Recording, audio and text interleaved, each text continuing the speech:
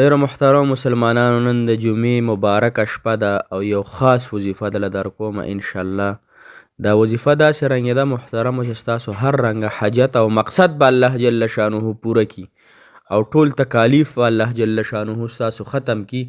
الله جل شانه به داسې ځای نه تاسو ته حاجت پوره کول وغواړي محترمو چې هغه خبره به زما ستاسو په ګمان کې نه راځي، هغه خبره به الله جل شانه کن فیکون کې. محترمو وظیفه ډېره خاص ده.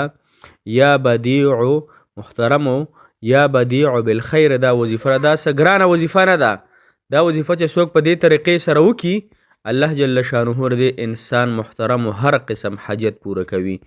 ځکه ډیرو خلکو دا وظیفې کړي دي او ډیرو خلکو لا موږ ورکړي هم دي او هغوی وایي چې الحمدلله زمونږ کارو سره الله جل شانه کوي. خو محترمو دا وظیفه به یقین تاسو کوئ.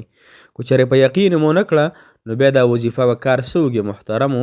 او کارونو کولو والا صرف رب کریم دی، هغه رب دی محترمو چې تمام دنیا باندې د هغه طاقت او قدرت دی. تمام مسلمانانو انسانانو له روزي ورکوونکی رب دی محترمو. نه امیدي مه کوئ، وظایف مه پرېږدئ.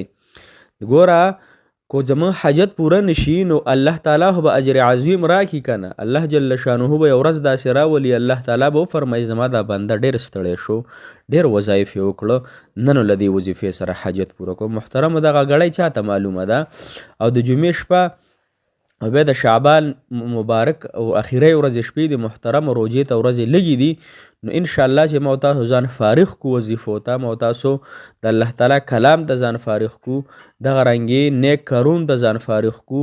خپل اوقات محترم مسلمانانو هغه موبایل موږ استعمالو نو فزیره دی چې هغې باندې موږ نور څیزونه وګورو، په هغې وظایف ګورئ، په هغې باندې بیانات ګورئ محترمو. نو دا به زموږ او ستاسو د ثواب ذریعه هم ګرځي او زما او ستاسو وخت به قیمتي کیږي. که چېرې داسې مو نه کړو نو بیا زما او ستاسو وخت هم خراب شو او دا رمضان مبارک کریم او بهترینې ورځې به محترمو زما او ستاسو د لاسه نه وځي. لهذا دا وظیفه تاسو نن خامخا د جمعې په شپه باندې وکئ. السلام علیکم ورحمت الله وبرکاته. ډېر قابل قدر او عزتمندو مسلمانانو رونو خویندو او هغه مسافر رونو چې کوم بهر ژوند کوي الله تعالی مو خوشحاله ساته، الله تعالی مو آباد لره. دغه مسافر دی الله تعالی دواړو جانو خوشحالۍ عزتونه راحتونه نصیب کی. الله جل شانه مو دغه مسافر په خیر او عافیت سره په ډکو منګلو سره خپلو کورونو ته الله جل شانه راولي. محترم نن چې زموږ کومه وظیفه ده هغه ده یا بدیع السماوات والارض.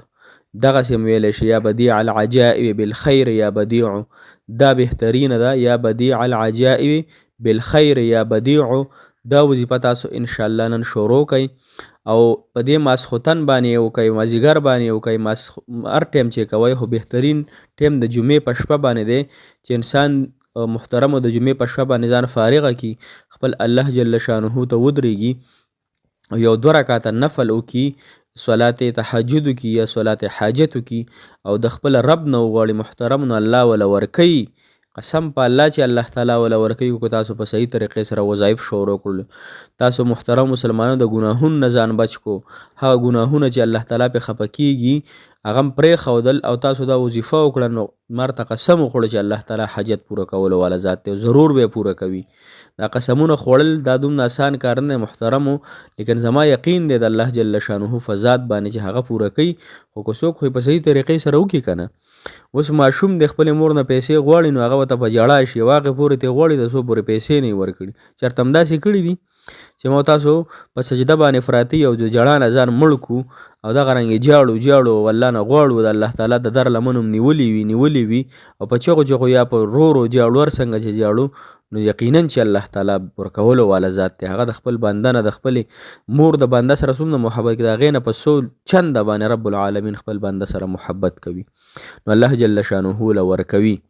نو دغه طریقه کار به وکئ چې 2 رکعته به صلات حاجت وکئ یا صلات تهجد وکئ. که تهجد مونځ وکړو ډېره بهتره ده او که تهجد نه شئ پاسېدلی نو ماسخوتن مونځ نه پس 2 رکعته صلات حاجت وکئ او د هغې نه پس اوږد 2 رکعته مونځ وکئ. لنډي نه چې به ځان ته لکه د چرګو ټونګي ووهئ ځان ته خلاص کړئ، اوږدې سجدې وکئ او بیا محترمه په خپل ځای باندې کښېنئ، 21 کرښه درود ابراهیمي ووایئ او بیا 314 پیرې یا بدیع العجائب بالخیر یا بدیع یا الله یا الله یا ارحم الراحمین دا مو سره 100 پیرې ووایئ محترم او ډېر په درد سره تاسو دعا وغواړئ چې الله دا حاجت مې پوره کړه که نه الله الله ستا قدرت کې خو زما دا حاجت پوره کېدل دا تک پوره کولی شي الله، نو ولې زما حاجت نه پوره کېږي؟ الله زه نه امیدي نه کوم، الله زه په تا باندې نیک ګمان ساتم الله چې ته حاجت پوره کولو والا ذات یې الله، نو زما دا حاجت پوره کړي الله. زه ډېر پریشان یم، ډېر وظیفې مې وکړې، ډېر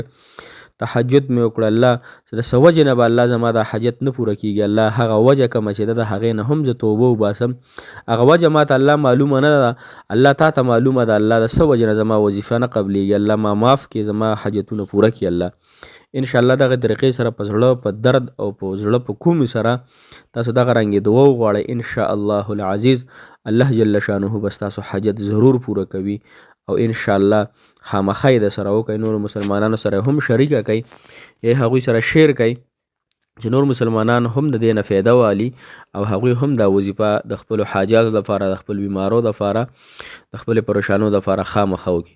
الله جل شانه هم خوشحاله ساته، آباد لره. الله تعالی مو ټول حاجتونه پوره که. ما عجزته هم دعاګانې کوئ، موږ تاسو ته دعاګانې کوو. رب کریم دی زمونږ او تاسو باندې ټولو مسلمانانو باندې خصوصي رحمتونه هغه راووري لکه څنګه چې باران راورېږي. جزاک الله خیر، احسن الجزا فی الدنیا.